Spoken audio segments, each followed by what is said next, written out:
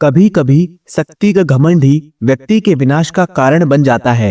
आज की कथा एक ऐसे योद्धा की है जिसे रावण तक नहीं हरा सका, पर जब उसने प्रभु श्री राम के भक्त हनुमान जी को ललकारा तो उसका शरीर फटने लगा और उसे अपने घमंड का वास्तविक परिणाम मिला। यह कथा है बाली और हनुमान जी की। कथा का आरंभ तब का है जब बाली को ब्रह्मा जी से एक अद्भुत वरदान प्राप्त हुआ कि जो भी उससे युद्ध करने उसके सामने आएगा उसका आधा बल बाली के शरीर में चला जाएगा। इस वरदान से बाली हर युद्ध में अजय बन गया। सुग्रीव और बाली दोनों ही ब्रह्मा जी के औरस पुत्र थे और बाली पर सदैव ब्रह्मा जी की विशेष कृपा बनी रहती थी। धीरे धीरे बाली अपने बल पर घमंड करने लगा। उसका अहंकार तब और बढ़ गया जब उसने स्वयं रावण को युद्ध में पराजित किया। रावण को अपनी पूंछ से बांधकर 6 महीनों तक पृथ्वी की परिक्रमा कराई। रावण जैसे योद्धा को अपमानित करने के बाद बाली के अभिमान की कोई सीमा नहीं रही। अब वह स्वयं को संसार का सबसे महान योद्धा मानने लगा था और यही उसकी सबसे बड़ी भूल थी। एक दिन अपने बल के नशे में चूर बाली एक घने हरे भरे जंगल में पहुंचा। वह वृक्षों को तिनकों की तरह उखाड़ने लगा, फलों से लदे पेड़ों को तोड़ने लगा और निर्मल सरोवर को मिट्टी से भरने लगा। उसकी गर्जना पूरे जंगल में गूंज उठी। है कोई जो बाली से युद्ध करने की हिम्मत रखता हो? है कोई जो बाली को युद्ध में हरा सके? वह बार बार यह पुकार लगा रहा था और अपने बल का प्रदर्शन कर पूरे वन को तहस नहस करता जा रहा था। संयोगवश उसी वन के बीच में हनुमान जी राम नाम का जाप करते हुए तपस्या में लीन थे। बाली की गर्जना और विनाश से उनका ध्यान भंग हुआ। उन्होंने नेत्र खोले और बाली के सम्मुख प्रकट हुए। हनुमान जी शांत स्वर से बोले, हे वीरों के वीर, हे ब्रह्मांश, हे राजकुमार बाली, क्यों इस पवित्र वन को अपने बल का शिकार बना रहे हो? वृक्ष, सरोवर और फल ये सब जीवों के प्राण हैं। इन्हें नष्ट कर तुम क्या सिद्ध करोगे? फिर हनुमान जी बोले, तुम्हें तो ब्रह्मा जी ने वरदान दिया है कि कोई भी तुम्हें युद्ध में नहीं हरा सकता, फिर अपने बल पर इतना गर्व क्यों? हे बाली, राम नाम का जाप करो। यह नाम तुम्हारे अभिमान को शांत करेगा और तुम्हारे लोक परलोक दोनों को पवित्र कर देगा। हनुमान जी के उपदेश से बाली का घमंड भड़क उठा।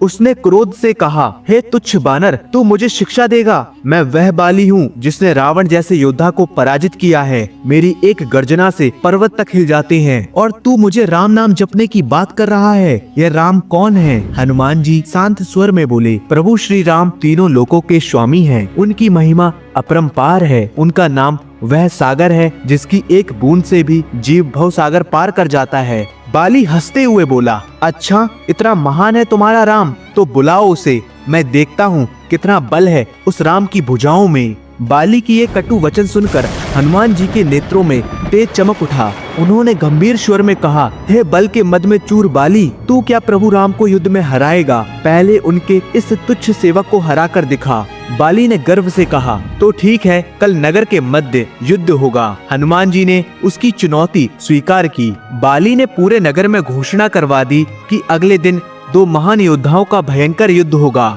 जब हनुमान जी युद्ध के लिए निकलने वाले थे तभी अचानक उनके सामने ब्रह्मा जी प्रकट हुए। हनुमान जी ने प्रणाम करके कहा, हे जगत पिता, आज मेरे इस छोटे से ग्रह में आपका आगमन अवश्य किसी विशेष उद्देश्य हुआ है। ब्रह्मा जी बोले, हे अंजनी सुत, हे शिवांश, हे राम भक्त, मेरे पुत्र बाली को उसकी उद्दंडता के लिए क्षमा कर दो।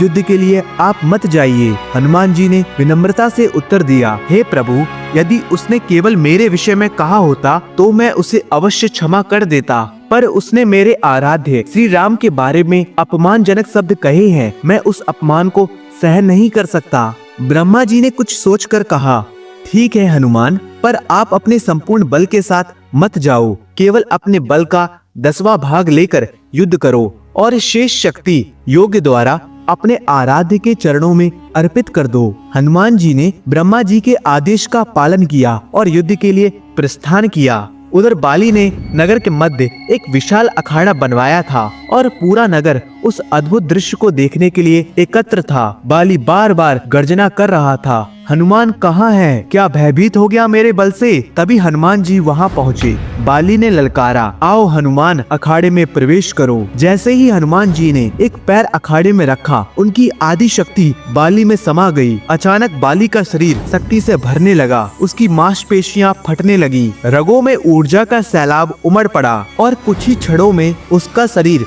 पीड़ा से तड़पने लगा। उसी समय ब्रह्मा जी वहाँ प्रकट हुए और बोले, बाली तुरंत यहाँ से दूर जाओ, जितना दूर जा सको। बाली समझ ना सका पर बेग से दौड़ पड़ा। 100 मील तक दौड़ने के बाद थक कर गिर गया। जब होश आया तो ब्रह्मा जी सामने खड़े थे।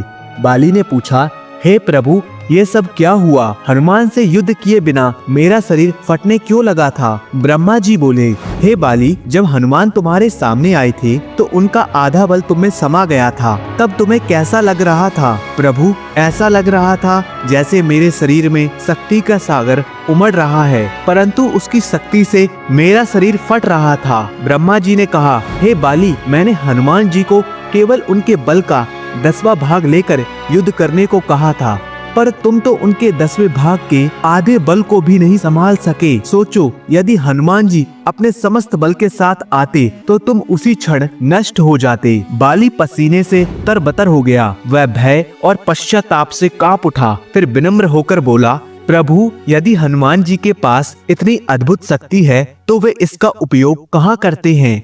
ब्रह्मा जी ने उत्तर दिया, हनुमान जी कभी भी अपने संपूर्ण बल का प्रयोग नहीं करेंगे, क्योंकि ये सृष्टि उनके बल के 10वें भाग को भी सहन नहीं कर सकती।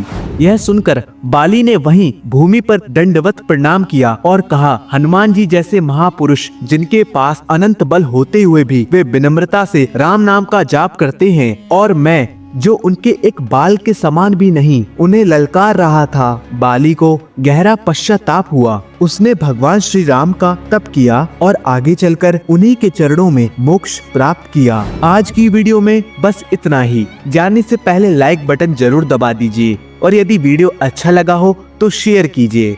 आपका हमारा आज का वीडियो देखने के लिए बहुत बहुत धन्यवाद। आपसे फिर मिलते हैं एक नए रोचक वीडियो के साथ। तब तक के लिए जय श्री हरि।